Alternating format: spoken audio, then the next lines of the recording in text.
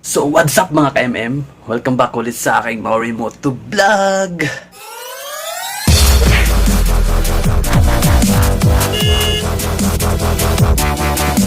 So ngayong araw na to mga ka-MM is mag-change oil na ako dahil yung takbo ko is 10,000 plus na. Every 1,000 ako nag-change oil. So dahil nga wala pa akong video sa sa gear oil ko. So sasama ko na din sa vlog natin ngayon dahil ngayon is magi-gear oil lang talaga yung yung content natin ngayon. So isasama ko na lang yung change oil ko. So ipapakita ko muna sa inyo mga ka-MM yung gagamitin natin sa pagpalit ng gear oil. So ayun mga ka-MM, kailangan natin ng lagayan ng change oil or gamit na oil. Basahan mga ka-MM. So then kailangan din natin ng plies. So doon sa baba yung plies ko mga ka-MM.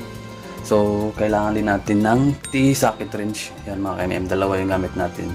So hindi ko pa alam kung anong sukat yung pang gear oil natin. So dadalhin ko na lang dalawa, tapos meron din akong socket wrench doon sa motor ko. So doon na lang natin yung titingnan.